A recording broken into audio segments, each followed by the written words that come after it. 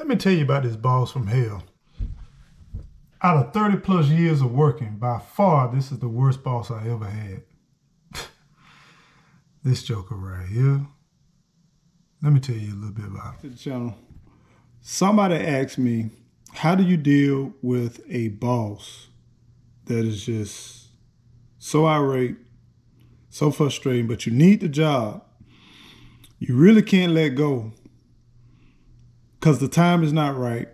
Great paying job. Overall, you like the job, but his boss just gets on your nerve and he sucks. That's hard. It's a hard situation, but I've been there. And let me tell you about one of the worst bosses that I ever had in my working career. And I'm talking about 30 some odd years of working. Let me tell you a little. So this particular individual, I worked for this company. The company was a very, I would say, mid-sized company. So first of all, let me tell you a little bit about this individual. This individual, we were pretty much on the same working level for a while, but we worked at totally different locations. I knew of him. We were in the same division, and he was older than I was. And I learned very soon that he was a guy that was very confident, outspoken, and he loved power.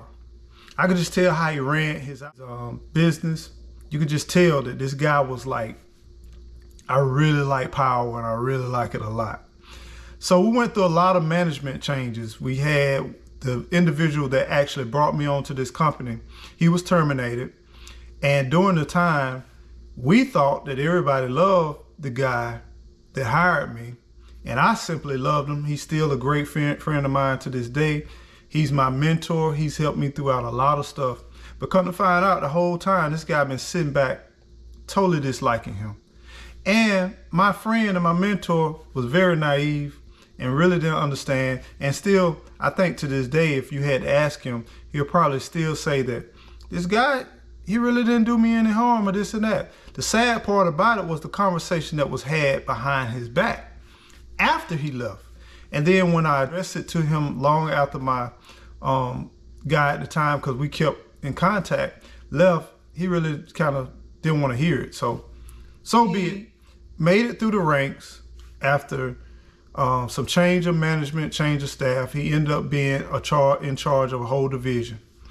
And once that happened, he really just kind of ran it like a crime boss type environment. He was like this guy. He loved to drink. I'm not gonna name what he liked to drink. He liked to drink a certain drink. He drank teas, and he liked to mix a lot of different things with teas. He would have these spontaneous meetings in the middle of the woods. We would be in this place that was less desirable for most people, but he enjoyed it. He liked people to serve him. He had this whole type persona, like, I'm a bully, but I'm a boss. And he used to brag about being a bully when he was younger. He used to brag about being like, I kind of like bullying people. You know, I will say I was a bully, but I've grown. You know, they always say they've grown, they've changed, they learned a lot in life. And like I say, he was a lot older than I was. But let me tell you about some of the things that I did not like about this guy. He was the kind, he liked people of his same culture, of his same idealism, his same background. And he began to dismiss people that were not a part of that same background, if y'all get what I'm saying. You know, I'm trying to be polite. I'm trying to be polite with what I'm saying. But he ended up replacing a large number of his staff with people that he had a like mind and a like culture with. And during the time he replaced these people, he began to run the company like a boss type mentality, like a gangster type mentality. He would have these impromptu meetings, and it's more like his hangout spot. He would do things to just show that he was in command and show that he was in authority. And you would if you was naive, you would feel empowered, because if you were on his team, if you had any problems, he would love to kind of swoop in and just like a bull in a china shop to handle it.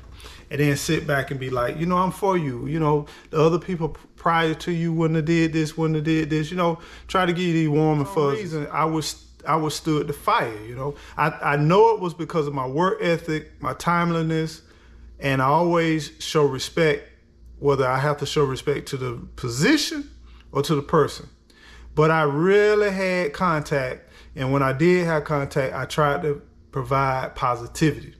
But the meetings after meetings and some of those overnight meetings, and you want to hang out all during the day and have a little party in your own either co-workers, like he would choose different co-workers on which room we were going to have a hangout spot for the night.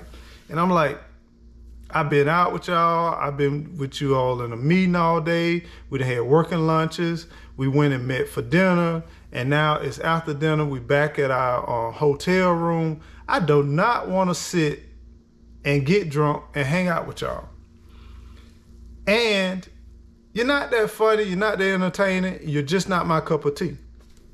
Especially my personal time, my personal space.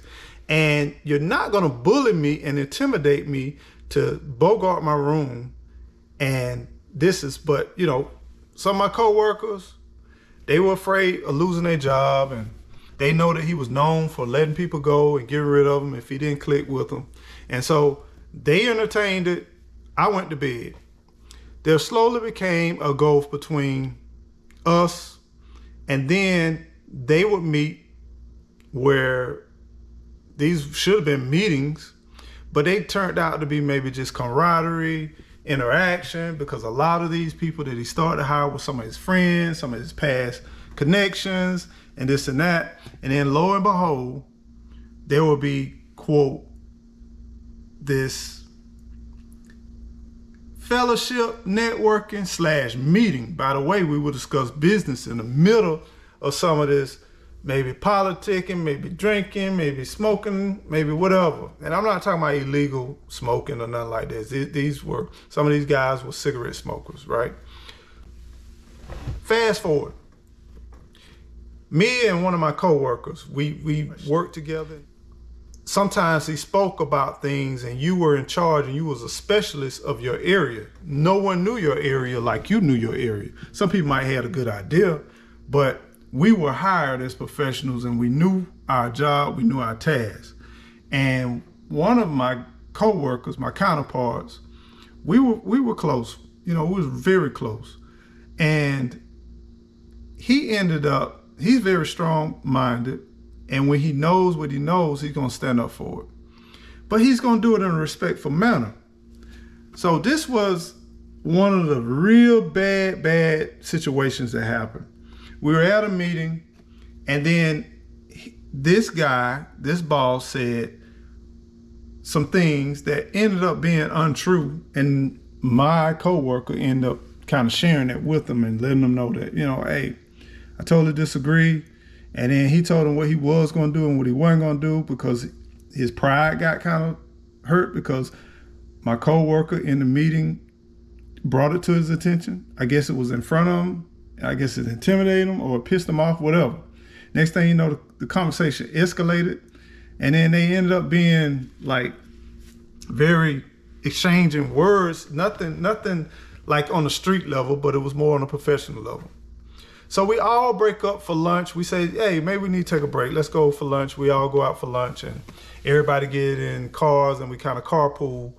And the guy did not know that my coworker had got in the car with him, and I got in the car. And the guy said in the car, he says, what's up with such and such? And he says, he's a fucking asshole. And we sitting in the car looking at each other. He don't realize we in the back, in the far back. It's a 3-row. And we sitting back there. And who does he think he is? And this and that. And then he called him something. And my man got up and got confrontation, got in his face. At that point in time, I knew he was gone. I knew it was gone. And things went downhill for my friend from now on, but he ended up prospering, doing well, but he had to leave that job. He left. He got out of there, which was good because it was getting too heated, and you don't want to be stuck in a place where you're forced to leave or things don't go awry, because some people are very malicious and methodical, and they will destroy your career if you're not careful. This is that type of person. Fast forward, we do things. I still continue to lead, to do well, to advance my career.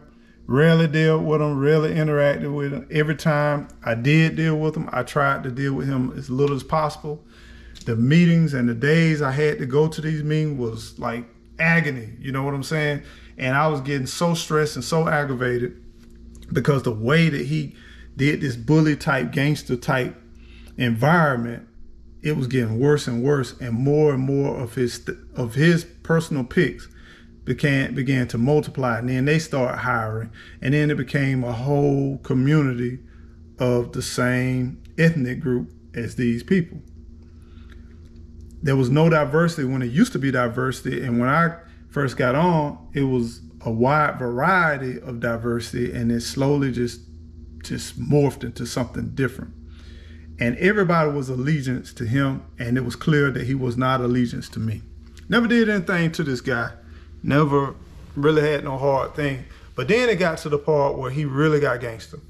He really started looking out for the company and corporate. I was in sales, commission only.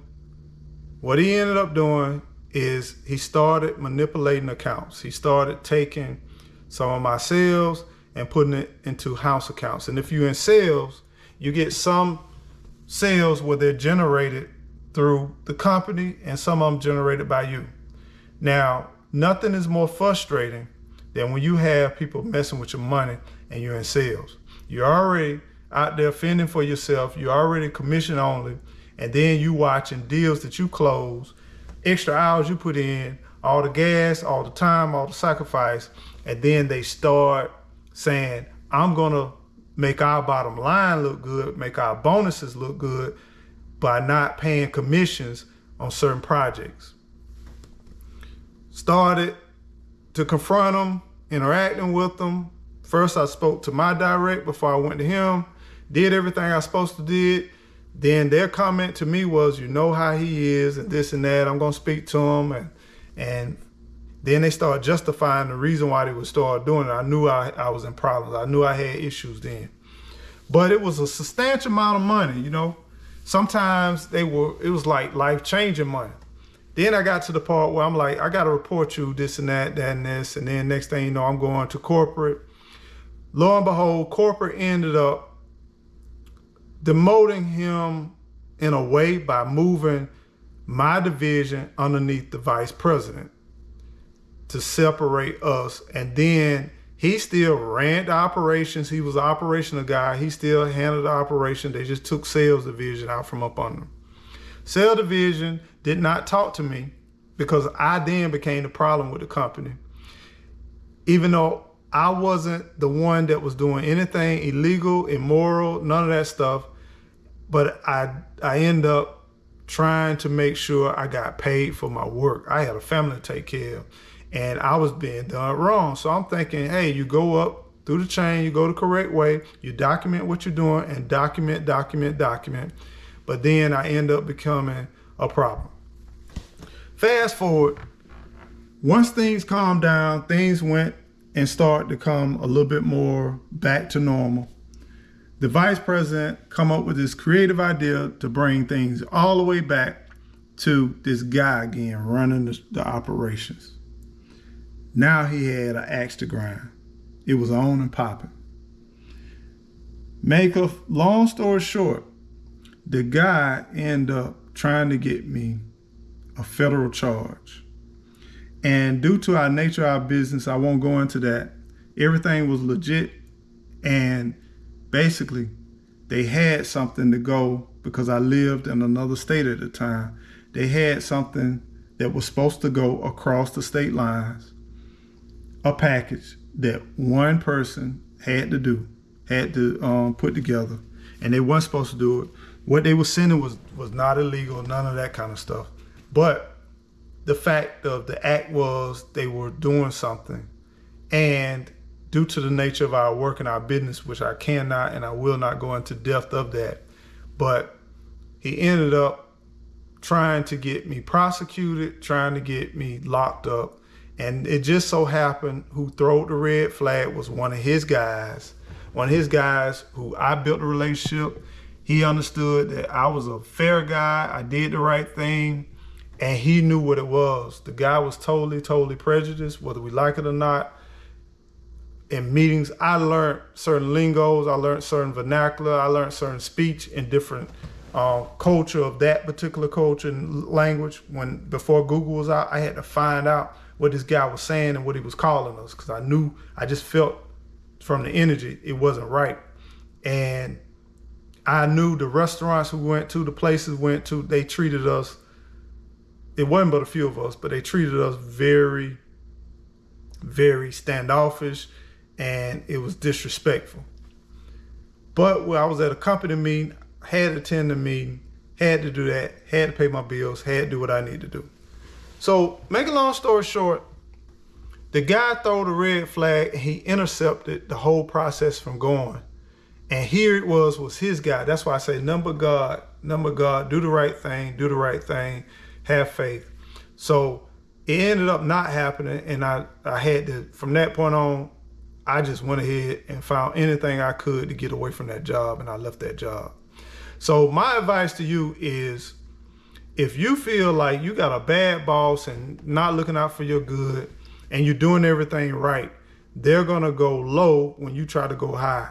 Stay high, keep your standard, but be aware, be conscientious, treat everybody, even his cronies, treat them well. Don't throw no flags where they got ammunition. Document every interaction you have with everybody. Keep it on the document level. They tell you something, tell them, hey, do me a favor, send me that in an email, do whatever. But meanwhile, behind the closed door, find you something else, find you somebody who can respect you, who can understand and see the value of your work, and find someone or a company or a network with somebody where you can find something to buy you enough time to make that transition. And go ahead and get as very lean as you possibly can, because in some cases, in those kind of situations, you might have to go ahead and jump off before it gets crazy. But if you don't have to jump off, get as lean as possible. And if you may take a job or something that with less pay or something like that, you're prepared to do it. And just remember, it's a stepping stone. Because after that, I had a great career that continued to grow and grow and grow. So I'm telling you, my friend, at that time, that was my highest paying job. And I loved the job, and everything was right except for that bad boss. And a bad boss can simply destroy your whole career if you allow them to. And for me, it was my freedom. And when you get into that part where you just willing to do anything, and even your own people turning on you because it ain't right, I'm telling you, listen, pay attention, be aware of your surroundings, and do whatever you can to do to get yourself around that. And just disconnect, because that's why I told you in a few videos, don't let money be your puppet string, because that money, whoever controls that bag controls you. If you let that be your soul, all in all, be it. Get uncomfortable just a little while to get back comfortable in a better situation, in a better environment. I hope this helped. I hope this was helpful to you. I hope this kind of inspired you to hold on, to keep pushing on, get everything in order, get everything put together, and hey, stay connected with the Creator, stay connected with God, stay prayed up, and then form alliances and form a great network. Until the next time, y'all be well and be blessed, and don't forget to keep on growing. Grow.